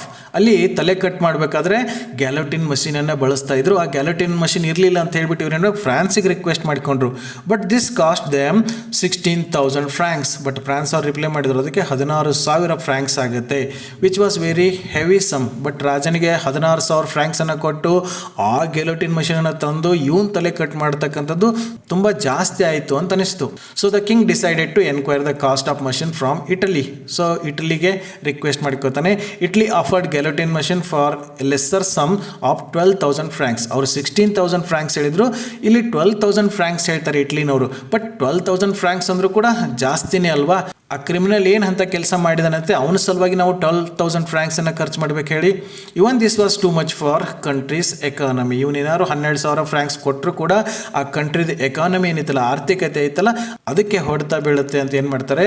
The soldiers also said that they didn't know how to do it and they had not been taught to do so. So ಏನೋ ಮಾಡೋದೇ ಬೇಡ, ಯಾವ್ದಾರ ಒಬ್ಬ ಸೋಲ್ಜರ್ಗೆ ಇವನ್ ತಲೆನ cut ಮಾಡಿಬಿಡಿ ಅಂತ ಹೇಳೋಣ ಅಂತ ಹೇಳ್ಬಿಟ್ಟು ಸೋಲ್ಜರ್ಸ್ ಹೇಳಿದ್ರೆ, ಅವ್ರು ಹೇಳ್ತಾರೆ ನಮ್ಗೆ ಇದ್ರ ಬಗ್ಗೆ ಗೊತ್ತೇ ಇಲ್ಲ, ನಮ್ಗೆ ಇದನ್ನು ಕಲ್ಸೇನೂ ಇಲ್ಲ, ಅದು ಹೇಗೆ ತಲೆ ಕಟ್ ಮಾಡ್ಬೋದು ನಮ್ಗೆ ಗೊತ್ತಿಲ್ಲ ಅಂತ ಅವರು ಹೇಳಿಬಿಟ್ರು. ಅವಾಗ ರಾಜ ಏನು ಮಾಡ್ತಾನೆ, therefore king decided to alter the death sentence to 1 of imprisonment for life. So ರಾಜ ಏನು ಬೇರೆ ದಾರಿನೇ ಇಲ್ಲದೆ ಏನು ಮಾಡ್ತಾನೆ, ಆ ಡೆತ್ ಸೆಂಟೆನ್ಸನ್ನು ಚೇಂಜ್ ಮಾಡಿಬಿಟ್ಟು ಜೀವಾವಧಿ ಶಿಕ್ಷೆಯಾಗಿ ಅದನ್ನು ಆಲ್ಟರ್ ಮಾಡ್ತಾನೆ. Which was cheaper than the earlier death sentence. Death ಸೆಂಟೆನ್ಸನ್ನು ಜಾರಿ ಮಾಡಬೇಕಾಗಿತ್ತು ಅಂದರೆ 16,000 ಫ್ರಾಂಕ್ಸ್ ಅಥವಾ 12,000 ಫ್ರಾಂಕ್ಸ್ ಬೇಕಾಗಿತ್ತು. ಅದರ ಬದಲಾಗಿ ಕಡಿಮೆ ಖರ್ಚಲ್ಲೇ ಇವನ್ನ ಜೀವಾವಧಿ ಶಿಕ್ಷೆ ಕೊಟ್ಬಿಟ್ಟು ಜೈಲಲ್ಲಿ ಇಟ್ಬಿಡೋಣ ಅಂತ ಹೇಳ್ಬಿಟ್ಟು ರಾಜ ಆ ಶಿಕ್ಷೆನ ಚೇಂಜ್ ಮಾಡಿಬಿಡ್ತಾನೆ. ಇನ್ನು ಮುಂದಿನ ಪ್ರಶ್ನೆ ಯಾವ ರೀತಿಯಾಗಿ ಕೇಳ್ಬೋದು ನೋಡಿ. What arrangements var made by Monaco for the life imprisonment of criminal? ಅಲ್ವಾ, ಅವರಿಗೆ 12,000 ಫ್ರಾಂಕ್ಸ್ ಅಥವಾ 16,000 ಫ್ರಾಂಕ್ಸ್ನ ಕೊಟ್ಟು ಗ್ಯಾಲೋಟಿನ್ ಮಷಿನ್ನ ತಂದು ಈ ಕ್ರಿಮಿನಲ್ ತನೆಲ್ಲ ಕಟ್ ಮಾಡೋಕ್ಕೆ ಆಗಲಿಲ್ಲ, ತುಂಬ ಖರ್ಚಾಗುತ್ತೆ ಅಂತ ಹೇಳ್ಬಿಟ್ಟು ಅವನಿಗೆ ಲೈಫ್ ಇಂಪ್ರಿಸನ್ಮೆಂಟ್ ಕೊಟ್ಟರು, ಜೀವಾವಧಿ ಶಿಕ್ಷೆನ ಕೊಟ್ಟರು. ಆ ಜೀವಾವಧಿ ಶಿಕ್ಷೆ ಕೊಡಬೇಕಾದ್ರೆ ಅಲ್ಲಿ ಏನೇನು ಅರೇಂಜ್ಮೆಂಟ್ ಮಾಡಿದ್ರು ಅಂತ ಕೇಳ್ತಾ ಇದ್ದಾರೆ. ಸೊ ಹೇಗೆ ಬರಿಬೋದು ನೋಡಿ. When they fail to execute the death sentence the king altered the death sentence to 1 of imprisonment for life. ಇದು ತಮಗೆ ಗೊತ್ತು. ಈ ಡೆತ್ ಸೆಂಟೆನ್ಸನ್ನು ಜಾರಿ ಮಾಡೋದಕ್ಕೆ ಅಲ್ಲಿ ಗ್ಯಾಲೋಟಿನ್ ಮಷಿನ್ ಇರಲಿಲ್ವಲ್ಲ, ಹಾಗೆ ಇವನಿಗೆ ಇಂಪ್ರಿಸನ್ಮೆಂಟ್ ಮಾಡಿ ಜೈಲಲ್ಲಿ ಇಡಬೇಕಂದ್ರೂ ಕೂಡ ಇಲ್ಲಿ ಒಂದು ಸಮಸ್ಯೆ ತೊಡಕು ಅನ್ನೋದು ಇತ್ತು. ಅದೇನು ಅಂತ ಇಲ್ಲಿ ಹೇಳ್ತಾರೆ ನೋಡಿ. Was that there was no suitable prison for a man sentence for life. ಜೀವಾವಧಿ ಶಿಕ್ಷೆ ಕೊಟ್ಟಿರ್ತಕ್ಕಂಥ ಈ ಕ್ರಿಮಿನಲ್ ಇಡ್ತಕ್ಕಂಥ ಅಲ್ಲಿ ಪರ್ಮನೆಂಟ್ ಆಗಿರ್ತಕ್ಕಂಥ ಒಂದು ಜೈಲ್ ಅನ್ನೋದೇ ಇರಲಿಲ್ಲ. There was a small lockup where people were sometimes kept temporarily. ಚಿಕ್ಕದೊಂದು ಲಾಕಪ್ ಇತ್ತು, ಸಣ್ಣ ಪುಟ್ಟ ತಪ್ಪು ಮಾಡಿದವ್ರನ್ನ ಅಲ್ಲಿ ಹಾಕಿಡ್ತಾಯಿದ್ರು 2 ದಿನನೋ 1 ವಾರನೋ. ಬಟ್ ಜೀವಾವಧಿ ಶಿಕ್ಷೆ ಆದವನಿಗೆ ಇಡ್ತಕ್ಕಂಥ ಜೈಲಲ್ಲಿ ಇರಲಿಲ್ಲ. But there was no strong prison fit for permanent use. ಅಲ್ವಾ, ಜೀವಾವಧಿ ಶಿಕ್ಷೆ ಆದವ್ರಿಗೆ ಸುಮಾರು ವರ್ಷ ಇಡಬೇಕಾಗತ್ತಲ್ಲ, ಅಂಥದ್ದೊಂದು ಜೈಲಲ್ಲಿ ಇರಲೇ ಇರಲಿಲ್ಲ. However they manage to find a place that would do. ಹೇಗೋ ಮಾಡಿ ಹಳೇದೊಂದು ಬಿಲ್ಡಿಂಗ್ನ ನೋಡಿಬಿಟ್ಟು ಅದೇ ಜೈಲ್ ಅಂತ ಮಾಡಿ ಅವನಿಗಿಡೋದಕ್ಕೆ ವ್ಯವಸ್ಥೆ ಮಾಡ್ತಾರೆ. And they put the criminal there and place the guard over him. ಅದೇ ಬಿಲ್ಡಿಂಗ್ನ ಜೈಲ್ ಥರ ಮಾಡಿಬಿಟ್ಟು ಅವನು ಕಾಯೋದಕ್ಕೆ ಒಬ್ಬ ಗಾರ್ಡನ್ನು ನೇಮಿಸ್ತಾರೆ. The guard had to watch the criminal. ಆ ಗಾರ್ಡ್ಗೆ 2 ಕೆಲಸ ಕೊಟ್ಟಿದ್ರು. ಏನಂತ? ಆ ಕ್ರಿಮಿನಲನ್ನು ವಾಚ್ ಮಾಡೋದು. And had to fetch his food from the palace kitchen. ಅರಮನೆಗೆ ಹೋಗ್ಬಿಟ್ಟು ದಿನ ಅಲ್ಲಿಂದ ಊಟ ತಂದು ತಾನು ತಿಂದು ಆ ಕ್ರಿಮಿನಲ್ಗೂ ಕೊಟ್ಟು ಅಲ್ಲೇ ಇರಬೇಕಾಗಿತ್ತು. ಈ ರೀತಿಯಾಗಿ ಲೈಫ್ ಇಂಪ್ರಿಸನ್ಮೆಂಟ್ ಕೊಟ್ಟಿರ್ತಕ್ಕಂಥ ಕ್ರಿಮಿನಲ್ ಇಡೋದಕ್ಕೆ ಅವರೆಲ್ಲ ವ್ಯವಸ್ಥೆನ ಮಾಡ್ತಾರೆ. ಇನ್ನು ನೆಕ್ಸ್ಟ್ ಕ್ವಶನ್ ಯಾವ ರೀತಿಯಾಗಿ ಕೇಳ್ಬೋದು ನೋಡಿ. Why was the criminal reluctant to get out of the prison? ಅಲ್ವಾ, ಲೈಫ್ ಇಂಪ್ರಿಸನ್ಮೆಂಟ್ ಮಾಡ್ತಾರೆ. ರಾಜನಿಗೆ 600 ಫ್ರಾಂಕ್ಸ್ ಎಕ್ಸ್ಟ್ರಾ ಖರ್ಚು ಬರ್ತದೆ. ಅವಾಗ ಅಲ್ಲಿರ್ತಕ್ಕಂಥ ಗಾರ್ಡನ್ನು ಡಿಸ್ಮಿಸ್ ಮಾಡ್ತಾನೆ. ಈ ಕ್ರಿಮಿನಲ್ ಹೋಗ್ಬಿಟ್ರೆ ಸಾಕು, ಪೀಡೆ ತೊಲಗಿತು ಅಂತ ಇದ್ಬಿಡೋಣ ಅಂತ ಅನ್ಕೋತಾರೆ. ಬಟ್ ಅವನೇನು ಮಾಡ್ತಾನೆ, ಅಲ್ಲಿಂದ ಹೋಗೋದಿಲ್ಲ. ಯಾಕೆ ಹೋಗಲ್ಲ ಅಂತ ಕೇಳ್ತಾ ಇದ್ದಾರೆ. ಅವನೇ ಕೆಲವೊಂದು ರೀಸನ್ಸನ್ನು ಕೊಡ್ತಾನೆ. ತಾವಿಲ್ಲಿ ಅದನ್ನು ಬರಿಬೇಕಾಗತ್ತೆ. ಹೇಗೆ ಬರಿಬೋದು ನೋಡಿ. The prisoner refuse to escape from the prison because judgment given by the king of Monaco had ruined his character as he was termed a murderer. ಅಲ್ವಾ, ಅವನ್ನ ಮರ್ಡರ್ ಮಾಡಿದಾನೆ ಅಂತ ತಂದು ಶಿಕ್ಷೆ ಕೊಟ್ಟು ಜೈಲಿನಲ್ಲಿ ಹಾಕಿಟ್ಟಾಗ ಏನಾಗಿತ್ತು, ಅವನೊಬ್ಬ ಕ್ರಿಮಿನಲ್, ಒಬ್ಬ ಕೊಲೆಗಡಕ ಅಂತ ಬಂದ್ಬಿಟ್ಟಿತ್ತು. ಇದರಿಂದ ಅವನ ಕ್ಯಾರೆಕ್ಟರ್ ಹಾಳಾಗಿ ಹೋಗಿಬಿಟ್ಟಿರ್ತದೆ. And the people would turn their backs on him. ಈಗ ಅವನು ಹೊರಗಡೆ ಸಮಾಜದಲ್ಲಿ ಬದುಕಬೇಕಾಗಿತ್ತು ಅಂದರೆ ಯಾರು ಕೂಡ ಅವನನ್ನು ಒಪ್ಕೊಳ್ಳೋದಿಲ್ಲ, ತಿರಸ್ಕಾರದಿಂದ ನೋಡ್ತಾರೆ. ಅಲ್ವಾ, ಭಯನೂ ಆಗುತ್ತೆ. ಒಬ್ಬ ಕ್ರಿಮಿನಲ್ ಬಂದಿದ್ದಾನಂದರೆ ಅವನಿಗೆ ಯಾರು ಕೆಲಸ ಕೊಟ್ಟು ಇಟ್ಕೋತಾರೆ ಹೇಳಿ. Beside nobody would employ him and he had to go without work. ಯಾರು ಕೂಡ ಅವನಿಗೆ ಕೆಲಸ ಕೊಡಲ್ಲ. ಅವನಿಗೆ ಕೆಲಸ ಇಲ್ಲದೇ ಬದುಕೋದಕ್ಕೂ ಕೂಡ ಕಷ್ಟ ಆಗುತ್ತೆ. He felt that he was treated badly. ಅವ್ನು ಜೈಲಿಗೆ ಹಾಕ್ಬಿಟ್ಟು ನೀವು ಕೆಟ್ಟದಾಗಿ ನಡೆಸ್ಕೊಂಡ್ರಿ ನನ್ನನ್ನು ಅಂತ ಹೇಳ್ತಾನೆ. And it was not fair to ask him to move out of prison. ಈಗ ಇಷ್ಟು ದಿವಸ ಇಟ್ಕೊಂಡು ಎಲ್ಲ ನನ್ನ ಕೆಲಸ ಮಾಡೋದು ಅಭ್ಯಾಸನೂ ಹೋಗ್ಬಿಟ್ಟದೆ, ಜನನೂ ಕೆಟ್ಟದಾಗಿ ನೋಡ್ತಾರೆ, ಈಗ ಹೋಗ್ಬಿಡು ಅಂತ ಹೇಳ್ತಿದ್ರಲ್ಲ, ಇದು ಒಳ್ಳೇದಲ್ಲ, ಇದು ನ್ಯಾಯ ಅಲ್ಲ ಅಂತ ಹೇಳ್ತಾನೆ. He said that first as he was sentence to death he must have been executed. ಮೊದಲನೇದಾಗಿ ನೀವು ಡೆತ್ ಸೆಂಟೆನ್ಸನ್ನು ಕೊಟ್ಟಿದ್ರಲ್ಲ, ಆ ಡೆತ್ ಸೆಂಟೆನ್ಸನ್ನು ಎಕ್ಸಿಕ್ಯೂಟ್ ಮಾಡಬೇಕಾಗಿತ್ತು. The judgment was changed and he was sentenced for life and guard was put to bring him food. ಆ ಜಜ್ಮೆಂಟನ್ನು change ಮಾಡಿಬಿಟ್ಟು ನೀವೇನು ಮಾಡಿದ್ರಿ, ಲೈಫ್ ಟೈಮ್ ಇಂಪ್ರಿಸ್ಮೆಂಟ್ ಮಾಡಿದ್ರಿ. ಆಮೇಲೆ ಗಾರ್ಡನ್ನು ನೇಮಿಸಿದ್ರಿ. ಈಗ ಗಾರ್ಡನ್ನು ಕೂಡ ಅಲ್ಲಿಂದ ತೆಗೆದಾಕ್ಬಿಟ್ಟಿದ್ದೀರಾ ಅಲ್ವಾ. ದಿನ ಅವನು ಊಟ ತಂದು ಕೊಡ್ತಾ ಇದ್ದ, ಇವನು ಒಳಗಿರ್ತಾ ಇದ್ದ. ಇವಾಗ ಗಾರ್ಡ್ ತೆಗೆದಾಗ ಏನಾಗಿದೆ, ಇವನೇ ಹೋಗ್ಬಿಟ್ಟು ತನ್ನ ಊಟನ ತಗೊಂಬಂದು ತಾನೇ ಬಾಗಿಲು ಹಾಕೊಂಡು ಒಳಗೆ ಊಟ ಮಾಡಿ ಮಲ್ಕೊಂಡ್ಬಿಡ್ತಿದ್ದ. This time he was asked to go away from the prison. ಇವಾಗ ಏನು ಮಾಡ್ತಾ ಇದ್ದಾರೆ, ಇಲ್ಲಿಂದ ಓಡೋಗ್ಬಿಡು ಅಂತ ಹೇಳ್ತಾ ಇದ್ದೀರಾ. Which he was not willing to do. ನಾ ಮಾತ್ರ ಇಲ್ಲಿಂದ ಹೋಗಲ್ಲ ಅಂತ ಹೇಳ್ತಾನೆ. As he found his life secured inside the prison. ಹೊರಗಡೆ ಹೋಗಿ ಸಮಾಜದಲ್ಲಂತೂ ಬದುಕೋಕ್ಕಾಗಲ್ಲ, ನಾನು ಇಲ್ಲೇ ಒಳಗಡೆ ಇದ್ಕೊಂಡು ಬಿಡ್ತೀನಿ ಅಂತ ಅವ್ನು ಹೇಳ್ದ. ಹೀಗೆ ತಾವು ಇದಕ್ಕೆ ಆನ್ಸರನ್ನು ಬರಿಬೋದು. ಇನ್ನು ನೆಕ್ಸ್ಟ್ ಕ್ವಶನ್ ಯಾವ ರೀತಿಯಾಗಿ ಕೇಳ್ಬೋದು ನೋಡಿ. Why did the prince decide to offer the criminal a pension? ಒಬ್ಬ ಕ್ರಿಮಿನಲ್, ಒಬ್ಬ ಮರ್ಡರ್ ಮಾಡಿದಾನೆ, ಅವನಿಗೆ ಮರಣದಂಡನೆ ಕೊಡ್ತಾರೆ, ಅದನ್ನು ಜಾರಿಗೊಳಿಸೋಕ್ಕಾಗಲ್ಲ ಅಲ್ವಾ. ಲೈಫ್ ಟೈಮ್ ಇಂಪ್ರಿಸನ್ಮೆಂಟ್ ಮಾಡ್ತಾರೆ, ಅದನ್ನು ಜಾರಿಗೊಳಿಸೋಕ್ಕಾಗಲ್ಲ. ಕೊನೆಗೆ ನಿನಗೆ ಪೆನ್ಷನ್ ಕೊಟ್ಬಿಡ್ತೀವಪ್ಪ, ಇಲ್ಲಿಂದ ಹೊರಟು ಹೋಗ್ಬಿಡು ಅಂತ ಹೇಳ್ತಾರಲ್ಲ, ಅವನಿಗೆ ಪೆನ್ಷನ್ ಕೊಡೋಕ್ಕೆ ಯಾಕೆ ರಾಜ ಡಿಸೈಡ್ ಮಾಡಿದ ಅಂತ ಪ್ರಶ್ನೆ ಕೇಳ್ತಿದ್ರೆ. ಅಥವಾ ಇದೇ ಪ್ರಶ್ನೆನ ಬೇರೆ ರೀತಿಯಾಗಿ ಕೇಳ್ಬೋದು. How did the prince finally solve the problem with the criminal? ಕೊನೆಯದಾಗಿ ಎಲ್ಲ ಸಮಸ್ಯೆನ ಹೇಗೆ ಸಾಲ್ವ್ ಮಾಡಿದ ರಾಜ ಅಂತ ಕೇಳ್ತಾರೆ. ಇದಕ್ಕೆ ಒಂದೇ ಆನ್ಸರ್ ಇರ್ತದೆ. ಹೇಗೆ ಬರಿಬೋದು ನೋಡಿ. When the king alter the death sentence one of imprisonment for life, ಆ ಡೆತ್ ಸೆಂಟೆನ್ಸನ್ನು ಕ್ಯಾನ್ಸಲ್ ಮಾಡಿ ಲೈಫ್ ಟೈಮ್ ಇಂಪ್ರಿಸನ್ಮೆಂಟ್ ಮಾಡ್ತಾರಲ್ಲ, had to spend more than 600 francs a year. ಒಂದು ವರ್ಷಕ್ಕೆ 600 ಫ್ರಾಂಕ್ಸನ್ನು ಎಕ್ಸ್ಟ್ರಾ ಇವರು ಖರ್ಚು ಮಾಡಬೇಕಾಗಿತ್ತು. To keep a special guard and food for the criminal. ಆ ಗಾರ್ಡ್ಗೆ ಸಂಬಳ, ಇವನಿಗೆ ಊಟ ಎಲ್ಲ ಸೇರಿಬಿಟ್ಟು 600 ಫ್ರಾಂಕ್ಸ್ಗಿಂತ ಜಾಸ್ತಿ ಖರ್ಚು ಬರ್ತಾ ಇತ್ತು. The worst of it was, 600 Fronx ಖರ್ಚು ಬರೋದು ಹೋಗಲಿ, ಅದೆಲ್ಲ ಸಮಸ್ಯೆ ಆಗಿದ್ದು. ಅದಕ್ಕಿಂತ ಕೆಟ್ಟದಾಗಿ ಏನಾಗಿತ್ತು ಅಂದರೆ that the criminal was young and healthy. ಈ ಕ್ರಿಮಿನಲ್ ಇನ್ನೂ ಚಿಕ್ಕವನು, ಯಂಗ್ ಆಗಿದ್ದಾನೆ ಮತ್ತು ಹೆಲ್ದಿ ಆಗಿದ್ದಾನೆ. And might live for 50 years. ಇನ್ನೂ ಹೆಚ್ಚು ಕಡಿಮೆ ಅಂತಂದರೂ ಅವನು 50 ವರ್ಷ ಬದುಕ್ತಾನೆ. ಒಂದೊಂದು ವರ್ಷಕ್ಕೆ 600 ಫ್ರಾಂಕ್ಸ್ ಥರ ಇನ್ನೂ 50 ವರ್ಷಕ್ಕೆ ಅವರು ಖರ್ಚು ಮಾಡಬೇಕೆಲ್ಲ ಲೆಕ್ಕ ಮಾಡಿಬಿಟ್ಟು ಡಿಸೈಡ್ ಮಾಡಿದರು, ಇದು ಸರಿ ಆಗಲ್ಲ, ಇದಕ್ಕಿಂತ 16,000 ಫ್ರಾಂಕ್ಸ್ 12,000 ಫ್ರಾಂಕ್ಸ್ ಕೊಟ್ಟು ಗೆಲಟಿನ್ ಮಷಿನ್ ತಂದು ತಲೆ ಕಟ್ ಮಾಡೋದೇ ಕಡಿಮೆ ಆಗ್ತಾ ಇತ್ತು ಅಂತ ಅಂದ್ಕೊಂಡ್ರು. So they dismiss the guard to get rid of the criminal. So ಏನು ಮಾಡ್ತಾರೆ, ಖರ್ಚನ್ನ ಕಡಿಮೆ ಮಾಡೋದಕ್ಕೆ ಆ ಗಾರ್ಡ್ ಇಟ್ಟಿದ್ರಲ್ಲ, ಆ ಗಾರ್ಡ್ನ ಡಿಸ್ಮಿಸ್ ಮಾಡ್ತಾರೆ, ಕೆಲಸದಿಂದ ತೆಗೆದು ಹಾಕ್ತಾರೆ. The criminal reluctant to get out of the prison. ಅವ್ನು ತೆಗೆದ್ರು ಕೂಡ ಅಲ್ಲಿಂದ ಇವನು ಓಡಿ ಹೋಗೋದಕ್ಕೆ ಮನಸ್ಸು ಮಾಡೋದೇ ಇಲ್ಲ. ತಾನೇ ಅರಮನೆಗೆ ಹೋಗಿ ಊಟ ತಂದು ಊಟ ಮಾಡೋದು, ಬಾಗಿಲು ಹಾಕೊಂಡು ಒಳಗೆ ಮಲ್ಕೊಳ್ಳೋದು ಸ್ಟಾರ್ಟ್ ಮಾಡಿಬಿಡ್ತಾನೆ. The criminal said that he had no way to go. ಅವ್ನು ಕ್ರಿಮಿನಲ್ ಯಾಕೆ ಓಡೋಗಲಿಲ್ಲ ಅನ್ನೋದಕ್ಕೆ ಕೆಲವೊಂದು ರೀಸನನ್ನು ಕೊಡ್ತಾನೆ. ಇಲ್ಲಿ ಕೆಲವೊಂದನ್ನು ಮಾತ್ರ ಮೆನ್ಷನ್ ಆಗಿದೆ. ನಾನು ಇಲ್ಲಿಂದ ಎಲ್ಲೂ ಕೂಡ ಹೋಗೋಕ್ಕಾಗಲ್ಲ. His reputation was ruined. ಜನ ಇವನನ್ನು ಕೆಟ್ಟ ದೃಷ್ಟಿಯಿಂದ ನೋಡ್ತಾರೆ ಅಲ್ವಾ, ಅವ್ನು ಮರ್ಯಾದೆಲ್ಲ ಹೋದಂಗಾಯಿತು. And no one would accept him. ಯಾರೂ ಕೂಡ ಅವನನ್ನು ಒಪ್ಕೊಳ್ಳೋದಿಲ್ಲ, ಯಾರೂ ಕೂಡ ಕೆಲಸ ಕೊಡಲ್ಲ, ಯಾರೂ ಕೂಡ ಮನೆ ಕೊಡಲ್ಲ, ಅದಕ್ಕೆ ನಾನು ಎಲ್ಲೂ ಹೋಗಲ್ಲ ಅಂತ ಹೇಳ್ತಾನೆ. He also felt that after being in prison for long he had got out of the way of working. ಸುಮಾರು ದಿನಗಳಿಂದ ನಾನು ಜೈಲಲ್ಲೇ ಕೂರಿಸ್ಕೊಂಡು ಊಟ ಹಾಕಿದರೆ ನಾನು ಕೂಡ ಎಲ್ಲೂ ಹೋಗಲಿಲ್ಲ. ಸೊ ಇದು ಅಭ್ಯಾಸ ಆಗಿಬಿಟ್ಟು ನನಗೆ ಕೆಲಸ ಮಾಡೋದು ಕೂಡ ಮರ್ತು ಹೋಗಿಬಿಟ್ಟಿದೆ ಅಂತಂದ. The prince and his minister decide to offer the criminal a pension of 600 francs to live. ಮನೆ ಹಾಕೋ. ಸೊ ಕೊನೆಯದಾಗಿ ಹೆಂಗೋ ಅವನು ಒಪ್ಪಿಸ್ಬಿಟ್ಟು ಅವನಿಗೆ 600 ಫ್ರಾಂಕ್ಸ್ ಪೆನ್ಷನನ್ನು ಕೊಡೋದಕ್ಕೆ ಒಪ್ಕೋತಾರೆ. ಮುಂದಿನ ಪ್ರಶ್ನೆ ಯಾವ ರೀತಿಯಾಗಿ ಕೇಳ್ಬೋದು ನೋಡಿ. How did the criminal lead his life after his release in 2 year? ಅವನಿಗೆ 600 ಫ್ರಾಂಕ್ಸನ್ನು ಪೆನ್ಷನ್ ಕೊಡ್ತೇವಪ್ಪ, ಇಲ್ಲಿಂದ ಹೊರಟು ಹೋಗಿಬಿಡು ಅಂತ ಬಿಡುಗಡೆ ಮಾಡ್ತಾರಲ್ಲ, ಅದನ್ನು ತಗೊಂಡು ಅವನು ಯಾವ ರೀತಿಯಾಗಿ ತನ್ನ ಜೀವನ ನಡೆಸಿದ ಅಂತ ಇಲ್ಲಿ ಪ್ರಶ್ನೆ ಕೇಳ್ಬೋದು. ಅದಕ್ಕೆ ತಾವು ಹೇಗೆ ಆನ್ಸರ್ ಬರೀಬೇಕು ನೋಡಿ. The king of Monaco offered a pension of 600 francs to get rid of the criminal who had committed a murder. ಅವನು ಮರ್ಡರ್ ಮಾಡಿದ ಕ್ರಿಮಿನಲ್ ಆದರೂ ಕೂಡ ಅವನಿಂದ ತಪ್ಪಿಸ್ಕೊಳ್ಬೇಕಾದ್ರೆ ಏನು ಮಾಡಬೇಕಾಯ್ತು, ಇವರು 600 ಫ್ರಾಂಕ್ಸ್ ಪೆನ್ಷನನ್ನು ಕೊಟ್ಟು ಕಳಿಸ್ಕೊಡ್ಬೇಕಾಯ್ತು. The criminal agreed to go away from the kingdom on the condition that he has to receive his pension regularly on time. ಒಂದು ಕಂಡೀಷನ್ ನಾನು ಇಲ್ಲಿಂದ ಹೋಗೋಕೆ ಒಪ್ಕೋತೀನಿ ಅಂತಾನೆ. ಕರೆಕ್ಟಾಗಿ ಟೈಮ್ ತಕ್ಕಂಗೆ ನನಗೆ ಪೆನ್ಷನನ್ನು ಕೊಡಬೇಕು ಅಂತ ಹೇಳ್ದ. The prisoner received 1/3 of his annuity. ಅಲ್ಲಿಂದ ಹೋಗ್ಬೇಕಾದ್ರೆ 600 ಫ್ರಾಂಕ್ಸ್ ಒಮ್ಮೆಗೆ ಕೊಡಲ್ಲ, ಅದಕ್ಕೆ ಅಡ್ವಾನ್ಸ್ಡಾಗಿ 1/3 ಆಫ್ ಹಿಸ್ ಆ್ಯನ್ಯುಟಿ, ಒಂದು ವರ್ಷಕ್ಕೆ ಎಷ್ಟು ಕೊಡ್ತಾ ಇದ್ರಲ್ಲ ಅದರ 1/3 ಭಾಗವನ್ನು ಅಡ್ವಾನ್ಸ್ ಆಗಿ ತೊಗೊಂಡ್ಬಿಟ್ಟು ಅವನು ಅಲ್ಲಿಂದ ಹೊರಟು ಹೋಗ್ತಾನೆ.